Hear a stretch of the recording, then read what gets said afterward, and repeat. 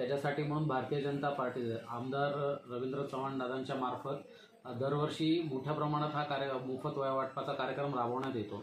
आणि सगळ्यात महत्त्वाचं म्हणजे फक्त लहान मुलांना किंवा या गरजू लोकांना मोफत वह्या देणं हाच एक विषय नसून त्याच्याबरोबर गॅसवाले आहेत, आपले वॉचमन्स आहेत, त्यांची जी मुलं आहेत की जी पोचूच शकत नाहीत की अशा लोकांपर्यंतही आपण ते देतो। आणि सगळ्यात महत्त्वाचं गतिमंद मुलं आहेत, आपल्या इथे काही विशेष मुलं ज्यांना आपण म्हणतो त्या सगळ्या मुलांनाही आपण मोफत वह्या देत असतो।